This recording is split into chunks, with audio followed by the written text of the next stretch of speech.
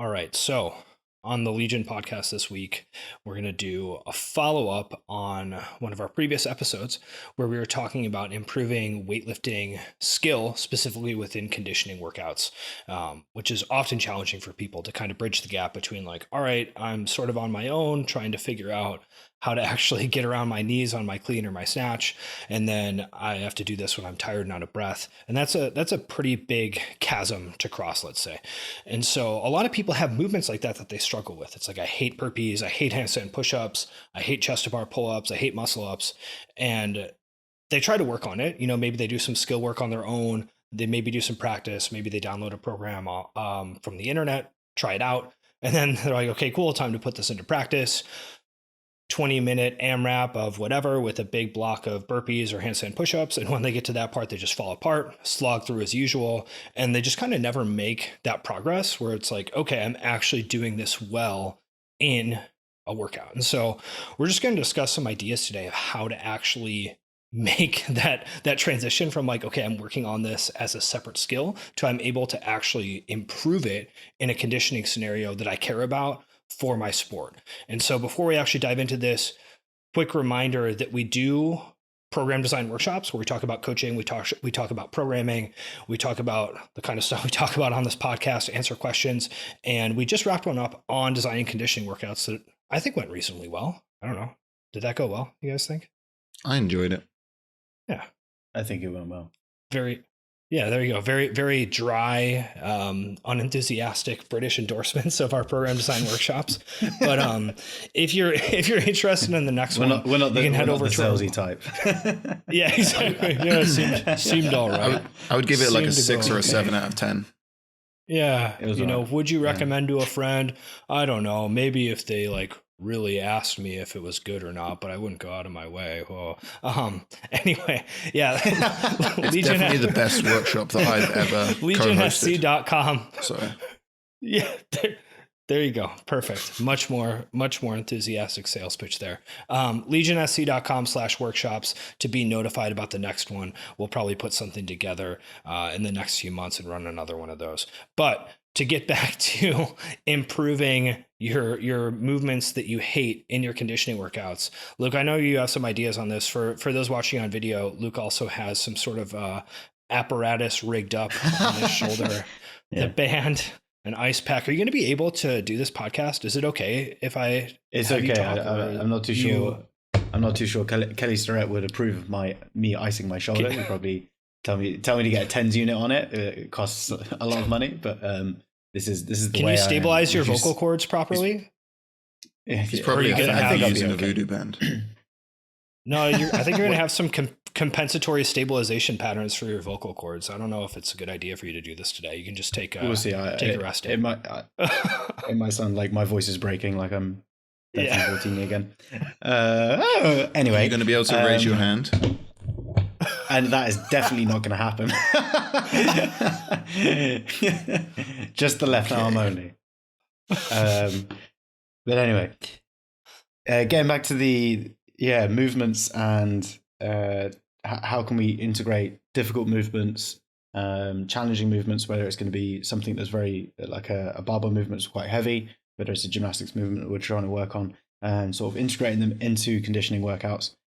It's about trying to regress what you're going through in some way and trying to make sure that you are creating productive work and creating a training environment which allows you to sort of get work done. So first and foremost, I think actually learn how to manage the situation, but then as well as that, create like physiological adaptation. So, being able to manage more reps unbroken, being able to manage the movement under high time under tension through better quality. But I think first and foremost, you need to try to be able to do something where you're actually learning how to cope with it, learn how to relax with it, and then what you're looking to do beyond that is then sort of create further adaptation in the body, through usual training means. But I think what a lot of the time people end up doing is they sort of forget about that idea of learning how to manage something, and what they'll tend to do is rely too heavily on external training situations to then try to build something up. So it could be the secret EMOMs. If I can do 50 muscle ups in a 10-minute over the course of a 10-minute EMOM, I should be able to do them in a workout with other movements, no problem, right? It's sort of that type of very, very sort of simplistic thinking, which can work for some people. But it's about trying to make sure that when you are in those conditioning situations, you're able to try and focus in on something that's going to allow you to move ahead. And it doesn't necessarily have to be a better score on your workout. It could be more reps unbroken. It could be better quality movement. You can be, like you can be creative with it. You can do things that aren't necessarily potentially going to come up in a workout traditionally. I think one situation I remember, Todd, was you made me do 14-pound wall balls in a workout once, and my ego was like, I've never done a 14-pound wall ball before. I should be just doing 20-pound wall balls. But I remember asking you why, and you were like, because I don't want you to stop. But it was just that's a prime situation where you've regressed the situation to a point where you can then actually practice doing something and achieving something how you want to. And it's looking at training a little bit more through that lens, as opposed to everything has to look like an open workout and everything has to sort of be performed with the same intention. So if you can sort of try to create an environment which allows you to just like learn how to manage it, and then simultaneously or just over the course of time, your body will adapt. Your body will be able to overcome that movement through more difficult situations. But I think it's, trying to sort of really strike that balance between making sure that you're doing stuff that's somewhat specific to the sport, but at the same time is going to be allowing for continuous productive work. Yeah, I think that example of the lighter wall balls, that's perfect, right? The goal, I don't remember what the session was, but for you, where it's like, okay, shorter athlete, maybe not as great in just kind of like grunt work conditioning stuff. Yeah, you mad? Miraculous recovery. Yeah, totally. But in that situation, it's like, all right, I want you to be able to do sets of 50 unbroken in a conditioning scenario. If you do that with the 20, like, you're just going to get really tired, and that's not going to be the outcome that we want for that specific workout, right? It's like, I want you to do 50 unbroken wall balls in the middle of a bunch of other stuff while you're tired, and then be able to quickly move on and do something else. Maybe like that double under ring muscle up open workout, whatever that scenario was, right? Where it's like, okay, do that with the 14 and see if you can actually do your sets of 50 unbroken, see what happens. And that's the type of thinking where it's like, I want you to be able to do this thing and have this outcome. And I'm willing to change the structure of the training to have that outcome happen, whether that's reduce the weight on the wall ball, modulate paces in some other type of situation, like give you some rest somewhere, right? It's all about understanding the outcome that you want and trying to create training scenarios to have that happen. Again, rather than just sort of saying, all right, here's what you're supposed to be able to do. You can't do it. Get in there, slog it out. Good luck. You're probably just going to spend half your training session, walking around with your hands on your knees or going to the chalk bucket. That's not necessarily going to get you the results that you want. So I think with this kind of thing, a lot of it comes down to the kind of mental approach to pieces like that as well. So with that example, Luke, for you doing the lighter wall balls, I think a lot of people won't approach that with the right mindset. They'll approach it with this is easy, this is pointless, but it has to be, you have to keep that purpose of training at the front of your mind when you're doing things like that. And it's often what I talk to athletes about when I know it's going to be a workout that sucks, and it's bike intervals that aren't fun, and after 3 they're going to be dying. But it's like, okay, you have to stay focused on why we're doing this. What is the reason for you doing a piece like this? And it helps just to kind of keep them framed up for when it gets tough to keep pushing through.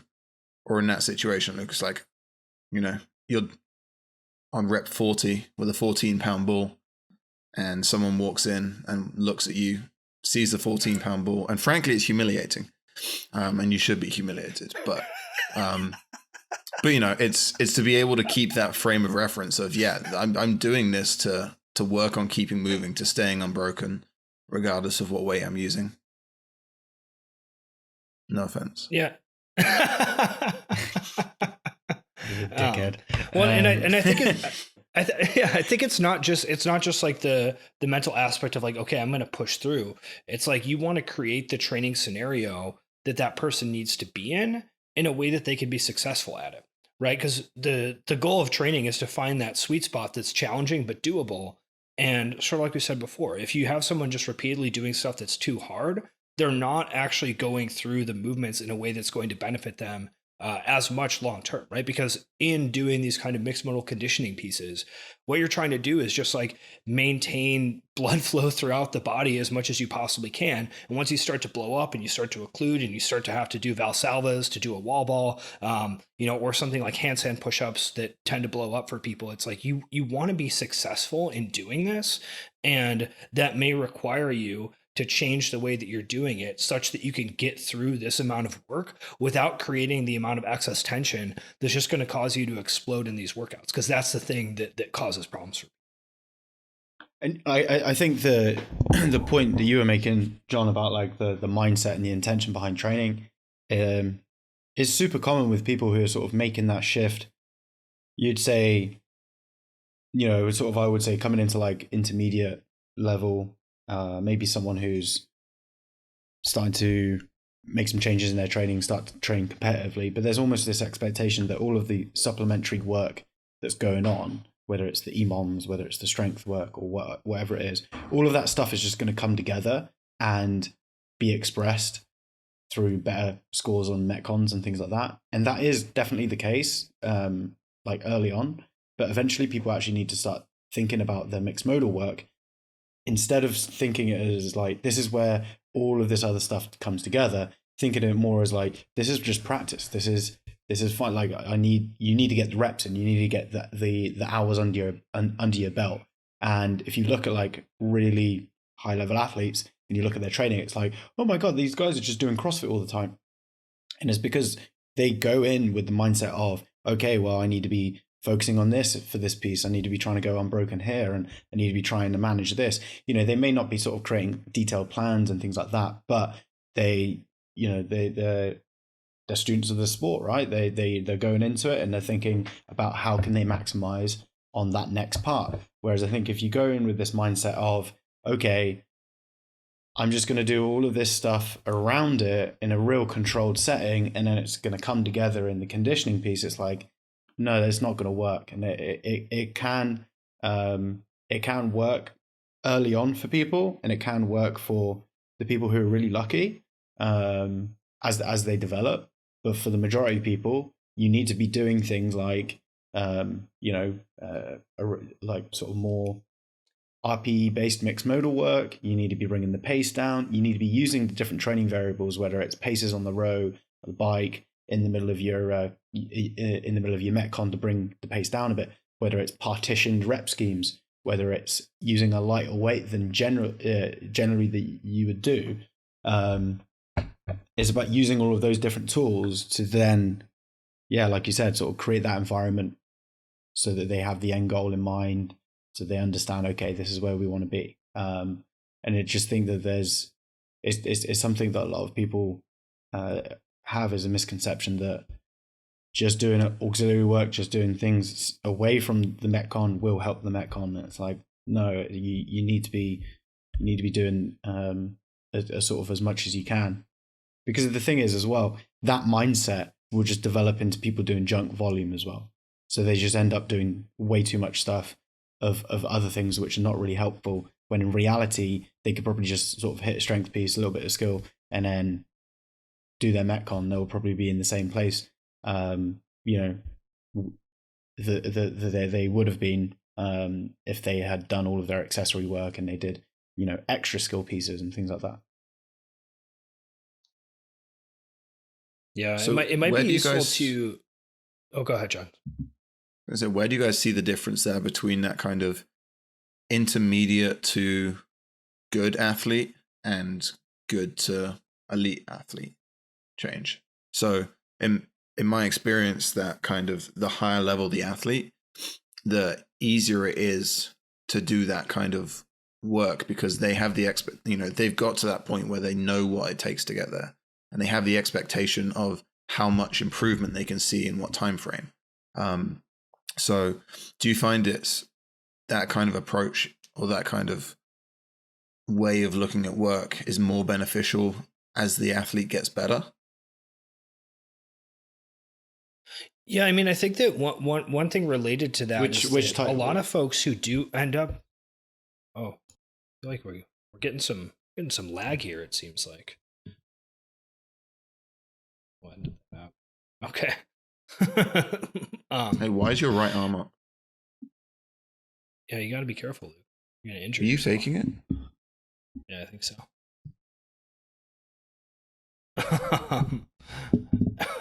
Anyway, so